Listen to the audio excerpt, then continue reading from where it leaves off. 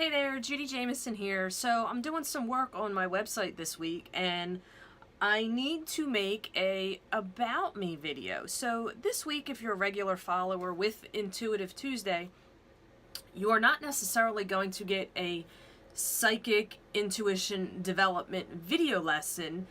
What I have going on here right now today, if you are at all interested in me, my life, my personality, why I do this for a living, how I got here, hang out and watch the video because I'm going to go over all that kind of stuff.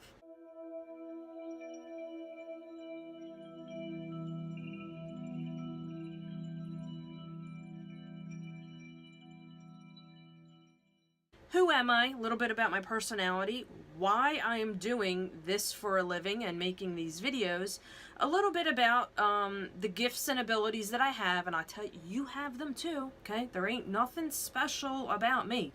You are just as much a psychic as I am, and I'm going to go into a little bit about my personal life, my history, and how I got here. So let's start out with who am I and a little bit about my personality. So contrary to what you might believe, because I make these videos every week, I am actually a very quiet, shy introvert who does not like to be in the spotlight or have attention on themselves. I know that kind of sounds maybe a little bit weird, but a lot of people don't realize every time I do a Facebook Live, I freak out for a little while and I have to like push myself to hit the go live button.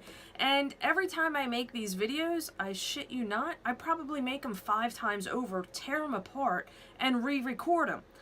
I'm not going through that again with this video because I think this is probably the 4th time I've done it, and I just kind of feel like F it, I'm just going to be me, because that's what this video is about, right?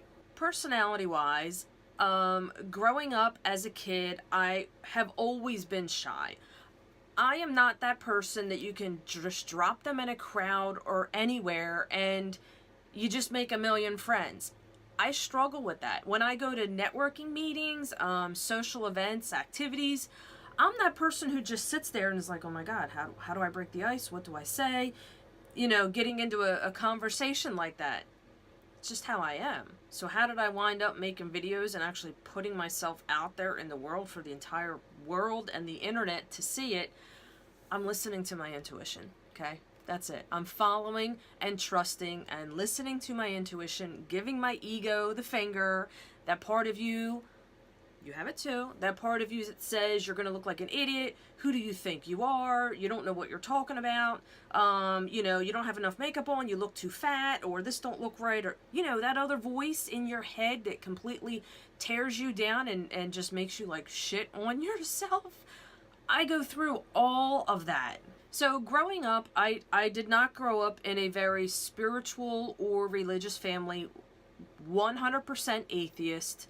There is no God, there is no life after death, there's none of that, nothing like that even exists.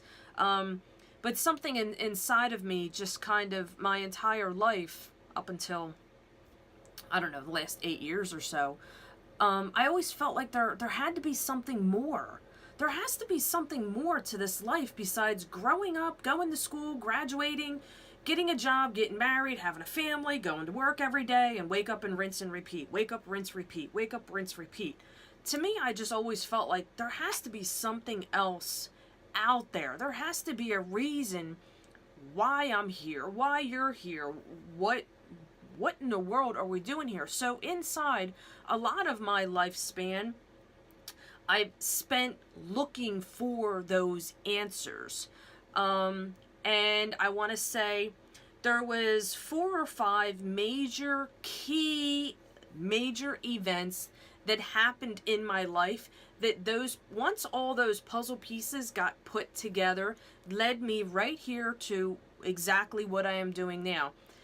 If somebody would have told me 10 years ago that you're going to be a full-time psychic, I would have freaking laughed at them. 10 years ago, I wasn't even sure I believed in this kind of stuff. But I was always that person who was always drawn to psychics. I would go, when I was younger, I would always get my cards read and stuff like that. I was always drawn to the metaphysical stuff, the spiritual stuff. learning about, you know, numerology and astrology. I would read my horoscope in the paper or on my phone. I would watch all them mediumship movies and shows. I was always drawn to that kind of stuff. But I wasn't really sure how much I actually fed into it and believed in it. And I'm going to tell you in a little bit towards the end about my history, but in 2004, I started seeing ghosts and spirits. That just changed. Seeing, you know, most people say, oh, well, I'll believe it when I see it. I freaking saw it and it scared the shit out of me. And ever since then, my entire course on my life and the direction I was going completely shifted. Also, personality-wise, I was always, as I was growing up, I was always told I was too sensitive. I needed to toughen up a little bit. Not like sensitive as in that kid who would always cry, just sensitive as in feeling things, feeling the energy of people around me, things around me, certain situations. When you're going somewhere or trying to make a decision on whatever's going on in life, I would just feel things. And I was always told I was too sensitive. I need to toughen up a little bit and develop some really thick skin. I was always told I need, you know, my head's in the clouds. I need to come back to earth, get out of la la land.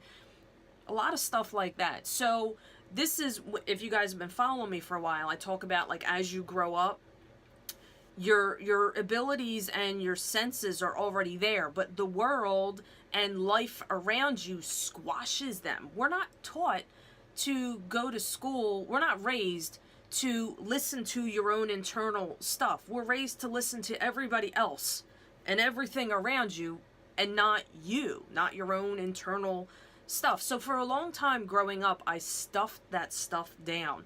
I didn't listen to it. I'm like, well, these people are older, or this person's a teacher, this person's a mentor. They're older, they've been there, done that, they know what they're talking about. So a lot of my life was spent listening to other people and giving away my power and not really tuning into me and what I wanted, or I thought what I wanted was just silly and ridiculous. Everybody else knows better, so I'll just listen to them. And because of that, I went through, and I'm sure you could relate to, a lot of really bad relationships, constantly being taken advantage of and used because I just like to help people. I love to help people. That's just what I do, hence how I kind of got here. So I guess I'll start with number 2. Why am I doing this? So, you know, like when you find something or you discover something that just completely transforms your life in the most amazing ways. You find something that lights you up and sparks you, and when you find something like that, naturally you want to share it. Like, oh my God, look what I found, look what I discovered, you gotta have this, you gotta try this. My life is so wonderful, I feel like I stopped doing drugs a long time ago when I was a kid, but I feel like I am naturally high on life for a long, long time. You know, I don't know about you, but me, I always felt like something was lacking, something was missing, it wasn't like the light bulb inside me was on and beaming and going through life and happy and high and wonderful and passionate about everything. That just wasn't there. It was lacking. So I did a lot of stupid things to try and fill that void. One of them was drugs and alcohol. But when you discover something that totally transforms your life in the most amazing, magical ways, you want to share it with people. So I'll go through a little bit, big key pieces in my life, but everybody has experienced shit, okay? Everybody has a story. Everybody has some kind of garbage or baggage or negative weight that they've been through and experienced. It's part of life, right? It's how you grow and learn and just evolve. Well, I always say spiritually, because I don't believe in evolution. Believe it or not, I was a born-again Baptist. We'll go into that story. But I believe that here on earth, it is a learning ground. It's school. And you purposely are thrown certain things at you in order for you to learn, grow, and expand as a soul and an individual, to learn why you are here. There's two reasons why two people always ask, and I have another YouTube video on that, on why am I here, your purpose, what it is that you're here to learn, and then the other one is like my dream job. What is it that I'm supposed to be doing that I'm good at? You have two different things here to figure out. When you figure out those two things and you actually act on them and do them, two hands, swear to God, which I don't know which hand it goes on, life is freaking amazing, and it's amazing all the time. When you figure out those two things and you energetically connect with them and you start taking physical action steps to start living that life instead of living in a fantasy land here, oh, I wish I could do this, I wish I could do that. Fuck that. Go freaking do it. You're that other voice in your heart and in your head, when you put them together and start doing things, life really is amazing. I have an amazing, abundance-filled, happy, high on life, in love, passion, and fire, and excitement. Everything around me. I mean, that's not BS. It's the 100% truth. And I want that for everybody.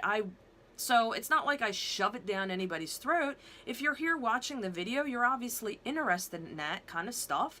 Subscribe to my YouTube channel below, and every week you'll get free videos that will explain to you all kinds of miraculous, wonderful things when you tune into you. So to sum it all up, why am I doing this?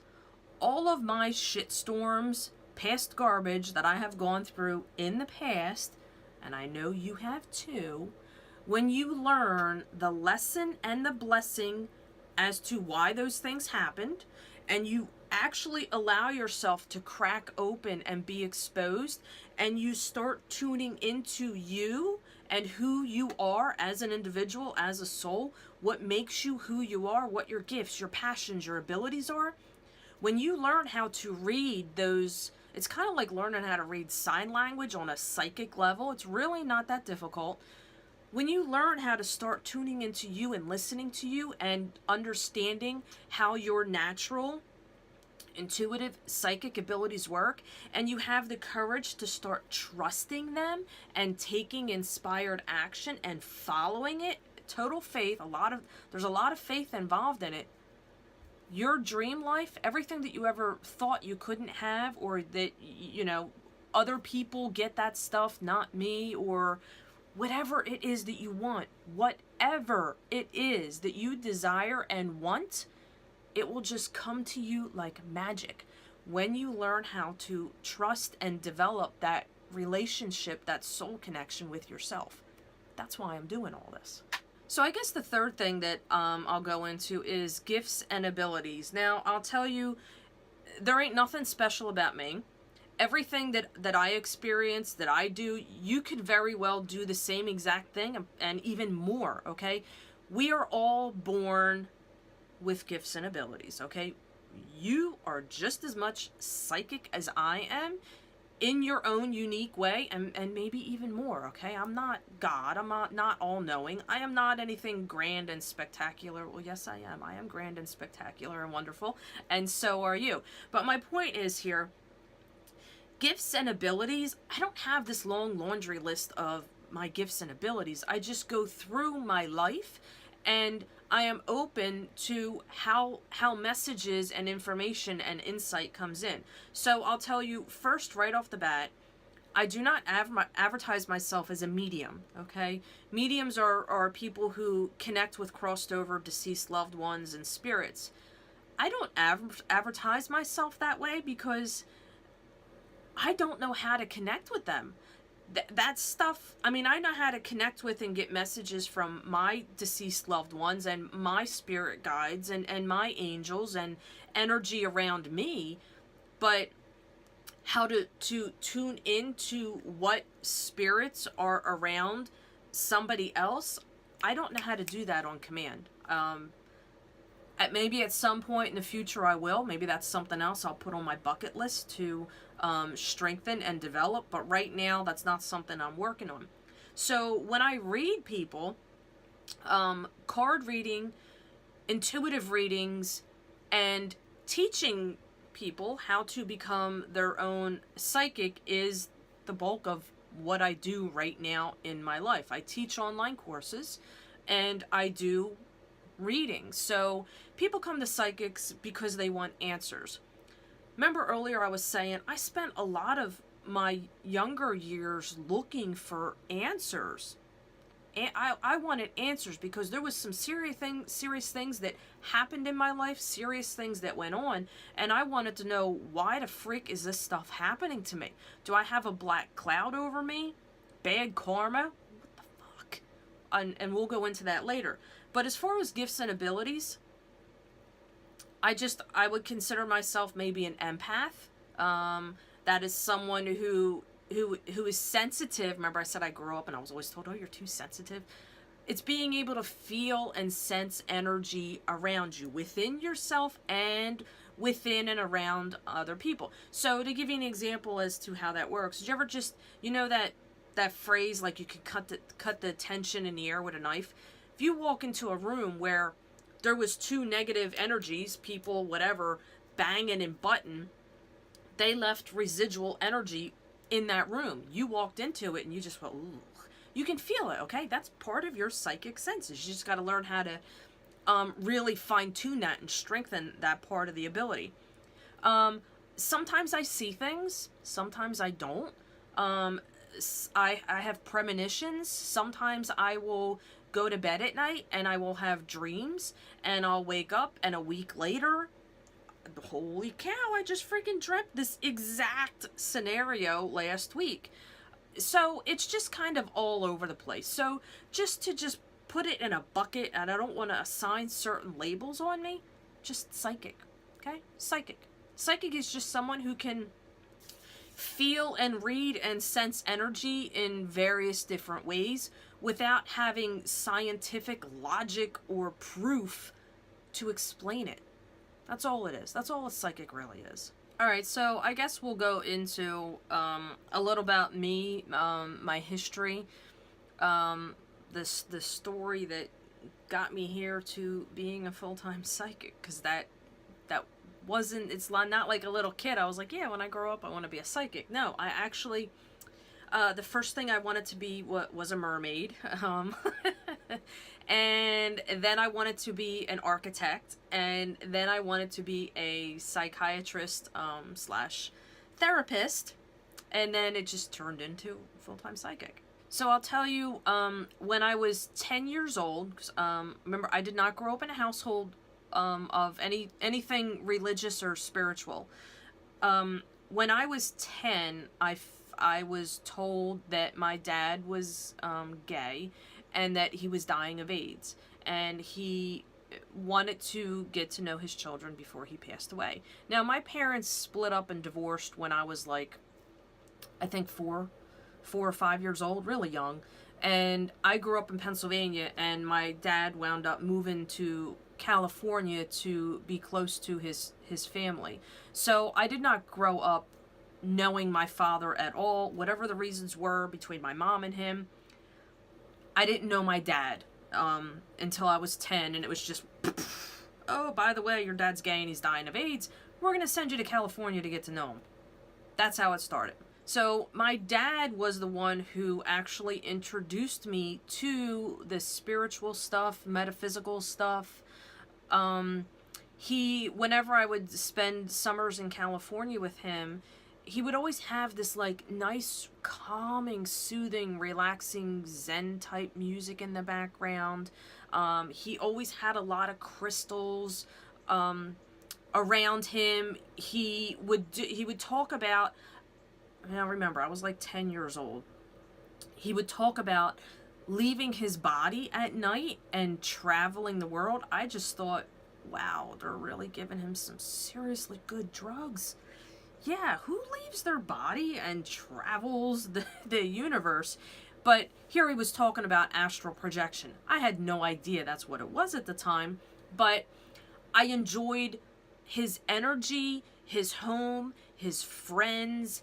Everything about him was just so loving and connected and open and easy and flowing. There was no harsh anything. There was no grr, toughen up and discipline, and everything was just wow. Wow was love. I learned what love was those 3 summers with my dad. It was amazing. So, but in 1985, when I was 10, that's when I was introduced into that kind of stuff. Again, I didn't really put a whole lot of stock into it. I just thought it's really cool. It's pretty interesting. When I was 13, he died. And when he died, I kind of took a part of my brain and turned it off and locked it away and never dealt with it. I didn't focus on remembering him. I didn't focus on the dates that he died. I didn't focus on any of my memories with him.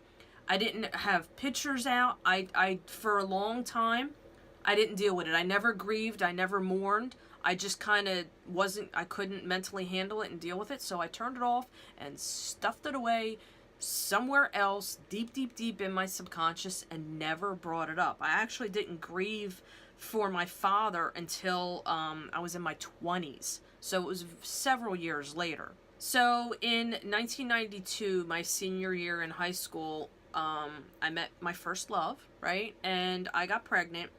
And during that time I started searching for answers. Why am I here? What's going on? Purpose, life. And during that time, I was faced with some very, very, very serious adult decisions that I had to figure out.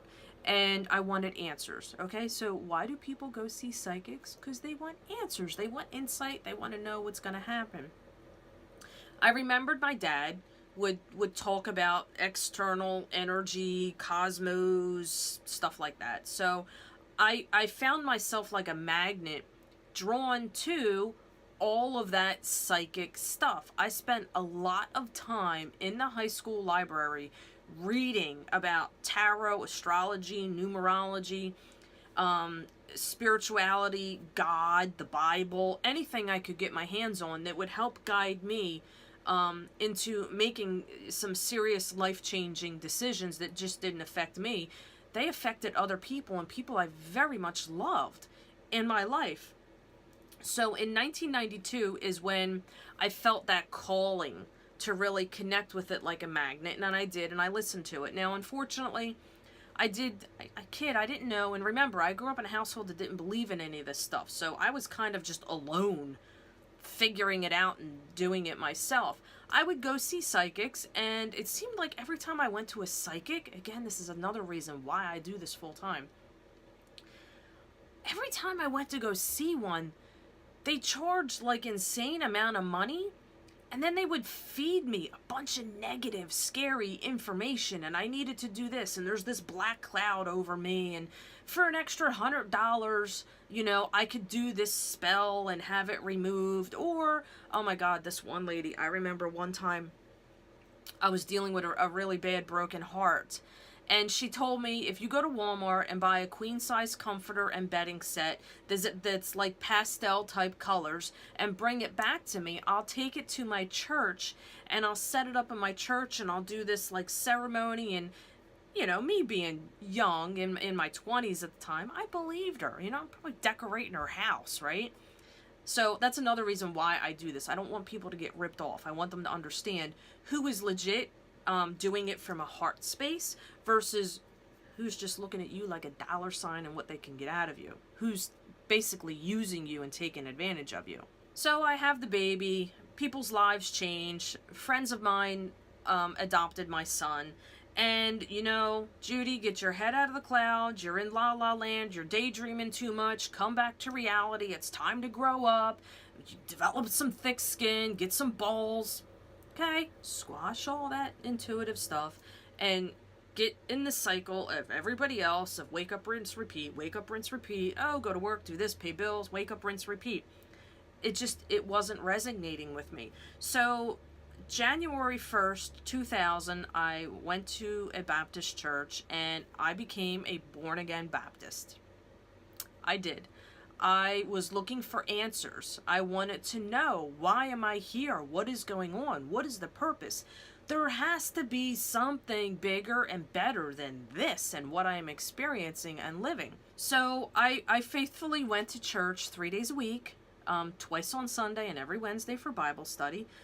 But I never felt like I fit in there because I was a divorced single mom. Okay, that's a big no-no. You don't do that. The music that I enjoyed listening to, I liked the heavy metal, you know, Metallica, Megadeth, Soundgarden. The church that I went to, they didn't listen to music. They didn't dance. Not that I dance. I only dance when it's just me by myself.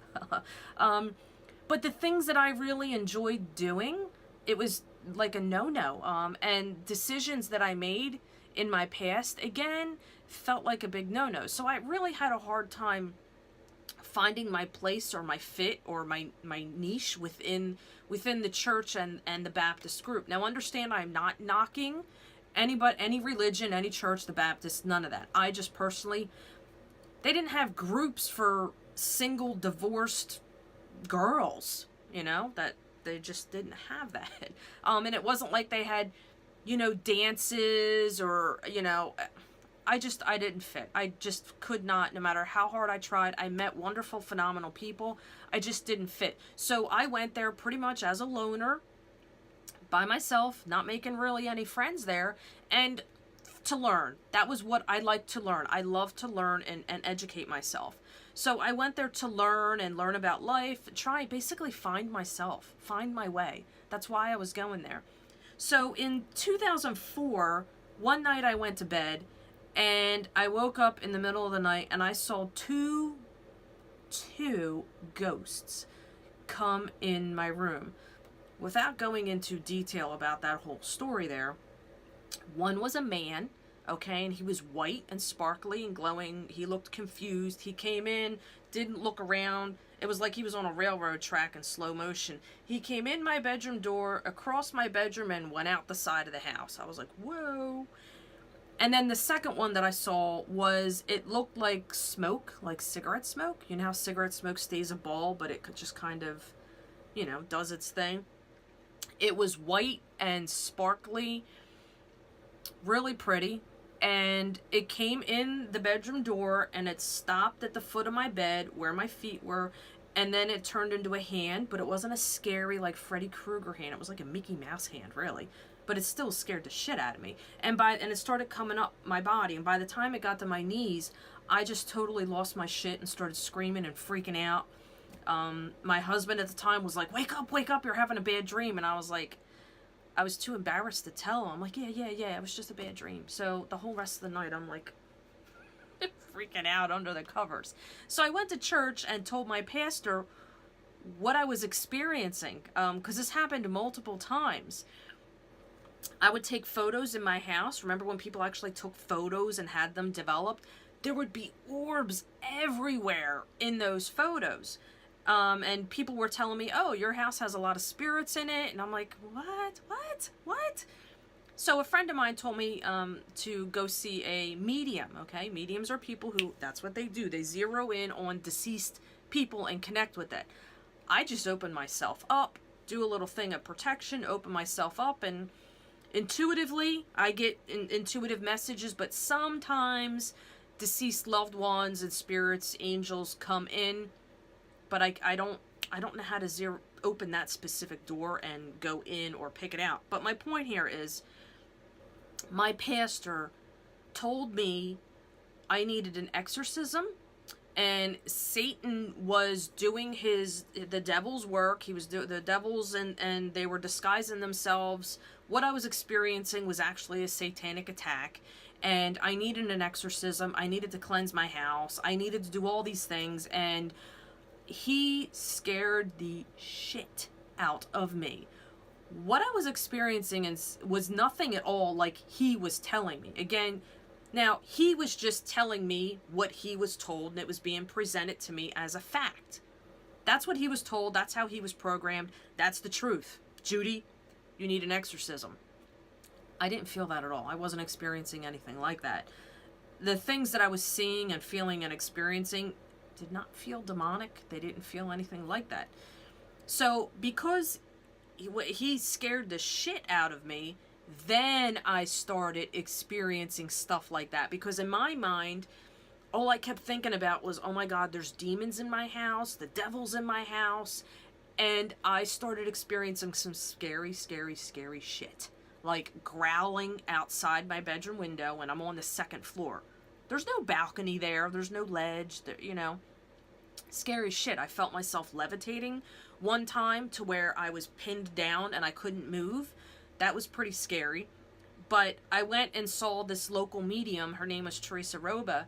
And she actually squashed and eliminated all my fears, clarified a lot of stuff. And because of her, that kind of set the course as to how I am here right now. So needless to say, I stopped going to church because I didn't want to be looked at like I had Satan inside of me, when all I wanted to do was learn about God and the Bible and Jesus and all of that. So how I was viewed and looked at became very, very uncomfortable. Done. Don't go to church no more. But I still talk to God every day. I believe Jesus died on the cross for our sins, but I don't shove that down anybody's throat. So these spirits, my house became very, very, very active. Very active. Lots of things were going on and happening in my house. And Teresa told me, she's like, just talk to them. It's your house. You talk to them. So that's what I started doing. And the crazy thing is, they listened. I told them I couldn't handle seeing them. It freaked me out. They stopped physically showing themselves. I did my own little blessing. Teresa showed me how to cleanse and bless my house. And I did this little ritual, of course, in the middle of the night, so my neighbors wouldn't think I was cuckoo. With my sage and my holy water. I didn't, I'll do it at night when nobody can see what I'm doing, so I don't look like a loony bird. But I found myself developing this relationship with the spirits that were in the house. And I would go to work at my full-time 9-to-5 job, and I would tell people what was going on, and a lot of people made fun of me. Everybody wanted to hear the stories, but they'd make fun of me behind my back. So I was like, you know what? I can't share this with anybody. So it kind of got stuffed and went back into the closet in my own little space in here. Life goes on. So in 2009, my mother-in-law died. And 2 days later, as I was actually helping my sister-in-law plan the funeral, my husband called my sister-in-law and said, Judi needs to come home right now. Have her stop what she's doing and send her home right now. She wouldn't tell me what, she's like, you need to go. John, your husband said you need to go home right now. And I get home and I'm like, what the hell's going on? I'm helping Bernadette plan the funeral, get the photo collages together. And he told me, he's like, your brother just died. I was like, what? What? No. I was actually pissed. I was like, this asshole. 2 days later, so somebody I admired, I loved my mother-in-law. Loved her. She passes away, and then 2 days later, my brother dies? I had 2 funerals at the same time. The things I was experiencing at that time, I saw my brother in my kitchen, and I did like a triple take, and then he was gone. The whole spiritual stuff really started like firing on all cylinders. I found myself going back to mediums, getting answers, finding out what was going on. That's when my dreams and my premonitions really kicked in overdrive. It was crazy. So I found myself going back to my roots, being drawn. Something inside of me told me, go get a deck of cards, and I started diving back into my, obviously when stuff like that is happening to you, you either want to completely stop it and put the brakes on it, or for me, I was getting, my mother-in-law would come to me in my dreams. Now, I'll tell you real quick, the difference between a dream and a visit, a dream you forget, okay? When when you have a visit from someone in your dream, it feels real and you never forget it. You never forget it. My brother came to me and gave me a hug, and he was a lot taller than me. Every time he gave, oh my God, the most amazing, healing, deep, energetic hugs, and my nose always went in his armpit. I felt that, and you don't forget it. That's the difference between if you have a dream about someone versus a visit. The visit, it feels, smells, everything about it is real, and you wake up, you will remember it for the rest of your life in detail. That's how you tell the difference here. But my mother-in-law, and my brother, and now my father started coming in. So I had three deceased loved ones who were coming in through my dreams. I started seeing certain signs, synchronicities going on, and I was like, wow, okay, maybe there really is something to all this. So, of course, I full-fledged 100% dove into learning everything I possibly could about what I was experiencing and what was going on. And I found myself a local reader that I absolutely adored and loved. She's my go-to person, and I still go see her now. And it just kind of grew and evolved. And in 2015... I was doing all of diving back into my spirituality, but I was being made fun of at home. My husband would make fun of me. He didn't understand it. He didn't get it. He didn't believe in that kind of stuff. You know, I'd tell him I'm going to have a Reiki session done and a card reading, and he's like, oh, does she wear a robe and, you know, walk around with a pencil, and you want to buy a pencil and Hare Krishna? And I'm like, no. Like, so he wasn't very supportive of me and what I was experiencing and what was going on and how that was all evolving. In 2015 is when I decided maybe I should start doing this full time. I had friends of mine who were like, Judy, you have this gift. You this is what you're supposed to be doing. This is what you should be sharing this and doing it full time. Scared shitless to do it, but you know what? I really enjoyed doing it. And every time I read somebody's cards, it seemed to be a therapy for them and a therapy for me. So it was like win-win. And it just kind of took off, and that's how I got here doing what I'm doing. I didn't start out teaching and doing this kind of stuff. I just started out reading people's cards for fun. It was just something I did for fun. And over time, it eventually evolved and grew, and close friends of mine who totally supported it and didn't make fun of me encouraged me. Like, you know how you go to work and I don't know, you work with this girl who's a phenomenal baker. I mean, this girl just bakes phenomenal stuff. Or someone who you're like, why are you working here being an accountant? Dude, you're supposed to be a chef. We all work with someone like that. Like, you see their gifts and their talents and their abilities, but they don't see it because to them it's just there. It's just everyday, common, whatever. So I just had some friends encourage me to get out of my comfort zone and put myself out there. The shy, introverted girl who does not like attention on herself is still shy and introverted. But see, the thing here is I'm behind a camera. I'm not talking, you know, in front of an entire room of people. But that's my story. That's how I got here. This is why I do what I do for a living. Hopefully this video isn't too long. By the time I edit it, hopefully it'll be chopped down a whole lot. But angels, connecting with your angels. There's nothing scary, witchy, woo-woo about anything that I do. I do come from a family. My dad used to talk about, and my aunt, that they would see UFOs here in Philadelphia. My aunt and my father, my aunt would tell me that when she was growing up with my dad, they can like telepathically communicate.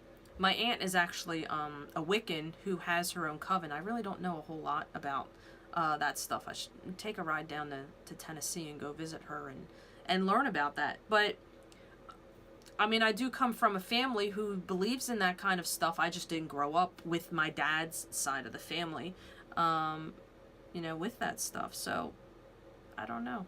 That's my story. That's how I got here. A little bit about me and my personality. So, if you've watched this video till the end, thank you so much. I would really appreciate it if you leave a comment below, because I do get notifications when people, if you're watching it on YouTube, comment below. Let me know what resonated with you, what you enjoyed, what your takeaway was, any questions that you might have, okay? And do me a favor and hit the subscribe button that's underneath. Subscribe to the YouTube channel. And every Tuesday, I try very much every Tuesday. I might miss one a month or one every 2 months. I put out free educational, intuitive information. So if you're going through an awakening or this kind of stuff, you're curious about it, you're kind of intrigued with it, or you want to know how you could develop your natural intuitive abilities, make sure you hit the subscribe button, and then every Tuesday you'll get a video to educate you on this kind of stuff. And if you really want to learn more in-depth stuff about it, underneath this video there's a thing that says become a VIP member. It's free. You don't have to pay for anything. There's a lot of perks that come with being a VIP member. On the first of every month, somebody from my VIP group wins a free 30-minute private reading with me. You don't have to pay for it. It's scheduled face-to-face virtually. That's one of the big bonuses that come with being a VIP member. You get certain perks on any new courses that I have that come out. You're able to go through them as a beta tester, like phenomenally dirt cheap. But another big bonus is if you want to know the beginner's basic steps to working with your natural intuitive abilities, if you're in a place where you want answers, I have a $100 course. You don't have to pay $100 for it. If you sign up to become a VIP member, you're going to get an email, and you will have the opportunity to learn how to open your intuition. That's the name of the course, Open Your Intuition, for $24.95. A $100 course as a way of me saying thank you, and to show you, because remember why I'm doing this, it's from the heart to help lift and grow and inspire and show you how grand and wonderful life is when you just learn how to tune into you and learn how to receive those messages and how they work. That course will show you all kinds of amazing beginner steps on how to start using your personal intuition and how it works with you. So that's what I got. I'm tired of talking. I really need a drink. I have other work I need to do. Thank you so much for hanging out and watching the video. And remember, please comment below. I would love to read your comments. Subscribe to the YouTube channel, become a VIP member, and hopefully I will continue to see you, read your comments, and we can establish some kind of relationship to where I can help you tap into your natural intuitive abilities so you can create this phenomenal, kick-ass, badass, wonderful, freaking amazing life.